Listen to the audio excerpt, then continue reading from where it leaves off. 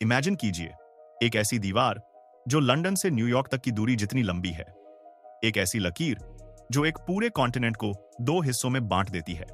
इस दीवार के एक तरफ है इंसानी बस्तियां, हरे भरे खेत और खुशहाली, और दूसरी तरफ एक अनजान, बेरहम और वीरान दुनिया। ऑस्ट्रेलिया की जमीन पर खड़ी यह दीवारें सिर्फ लोहे और तारों से नहीं बनी हैं। यह किस्मत की दीवारें हैं। इन दीवारों के अंदर लाखों जानवर अपनी पूरी जिंदगी कैद में गुजार देते हैं, तारों के बीच से बाहर की दुनिया को झांकते हुए।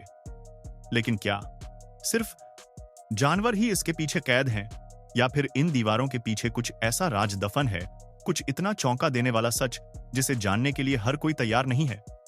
ऑस्ट्रेलिया में हर साल एक नई दीवार खड़ी की जाती है। आखिर क्यों?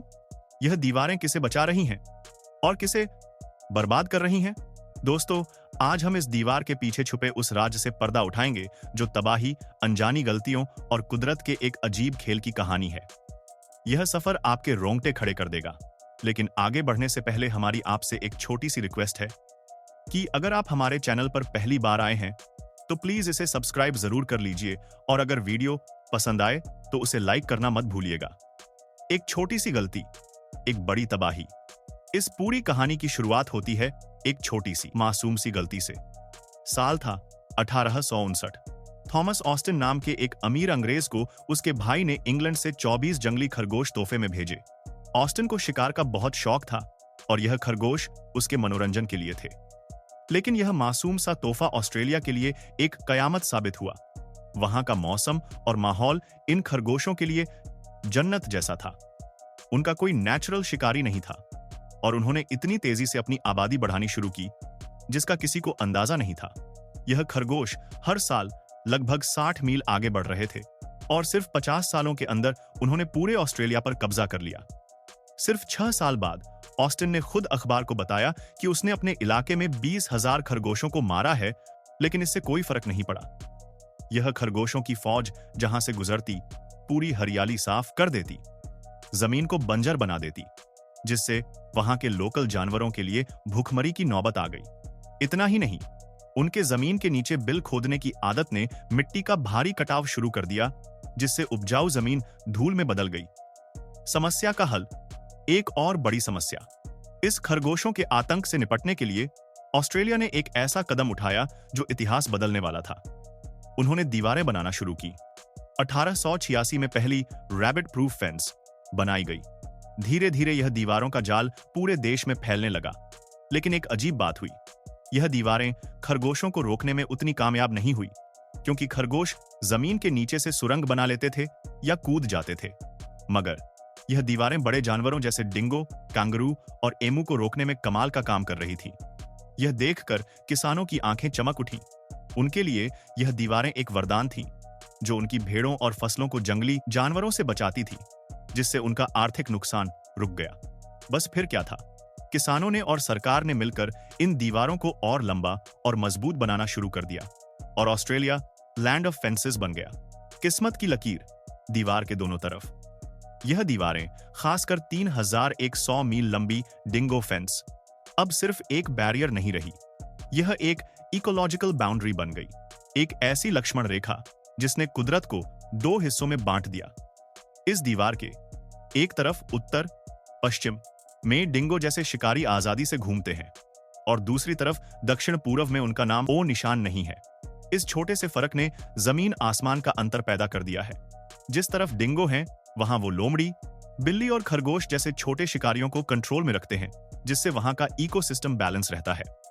लेकिन जिस तरफ डिंगो नहीं है, वहां इन छोटे शिकारियों का राज है, जिन्होंने वहां के नेटिव जानवरों का जीना मुश्किल कर दिया है। जब डिंगो जैसे सबसे बड़े शिकारी हट गए, तो लोमड़ी और बिल्लियों जैसे छोटे शिकारियों की संख्या बढ़ गई।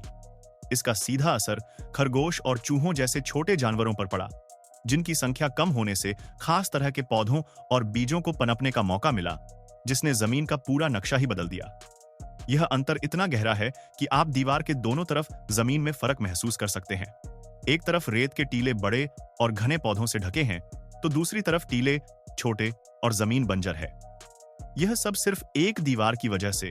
नेचर का फास्ट फॉरवर्ड बटन। अचानक बदलते जानवर। अब जो मैं आपको बताने जा रहा हूं वो इस कहानी का सबसे हैरान करने वाला हिस्सा है। इस दीवार ने जानवरों के एवोल्यूशन यानी उनके विकास की प्रक्रिया को फास्ट फॉरवर्ड कर दिया है। दीवार के जिस तरफ डिंगो नहीं है, वहां के कैंगरूज पर शिकार का खतरा बहुत कम हो गया है। हजारों सालों से उन्हें डिंगो से बचने के लिए जल्दी से बड़ा और ताकतवर बनना पड़ता था। खतरा होने पर जल्दी बड़ा होना अपनी जान बचाने की गारंटी होती है, लेकिन इसमें शरीर की बहुत ज्यादा ऊर्जा खर्च होती है। लेकिन अब खतरा न होने की वजह से वहां के कांगरूज ने धीरे धीरे बढ़ना शुरू कर दिया है। जब खतरा ही नहीं है तो वही ऊर्जा बेहतर सेहत या ज्यादा बच्चे पैदा करने में इस्तेमाल हो सकती है। वो अपनी एनर्जी बड़े होने में नहीं, बल्कि शायद अपनी इम्यूनिटी बढ़ाने या दूसरे कामों में लगा रहे हैं। सोचिए, सिर्फ कुछ दशकों में एक पूरी प्रजाति ने अपने जीने का तरीका बदल दिया। यह कुदरत का एक ऐसा एक्सपेरिमेंट है जो इंसानी गलती से शुरू हुआ। एक दीवार, हजारों मौत। यह दीवारें किसानों के लिए भले ही सुरक्षा कवच हों, लेकिन कई जानवरों के लिए यह मौत का फरमान है। कैंगरू और डिंगो जैसे जानवर जो मौसम के हिसाब से माइग्रेशन करते हैं, यानी एक जगह से दूसरी जगह जाते हैं, इस दीवार में फंस जाते हैं। पानी और खाने की तलाश में वो दीवार पार करने की कोशिश करते हैं और इस कोशिश में जख्मी होकर या भूख प्यास से तड़प तड़प कर मर जाते हैं। ऑस्ट्रेलिया के दूर दराज के इलाकों में इन दीवारों के दोनों तरफ हड्डियों के ढेर मिलते हैं, जैसे यह कोई कब्रिस्तान हो।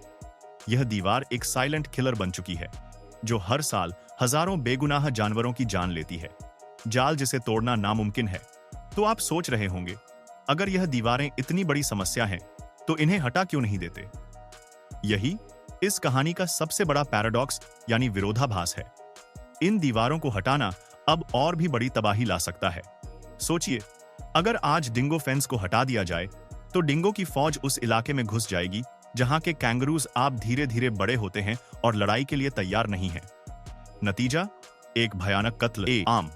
पूरी की पूरी पॉपुलेशन खत्म हो सकती है। यह दीवारें अब एक ऐसी जरूरत बन गई हैं जिसके साथ जीना भी मुश्किल है और जिसके बिना भी।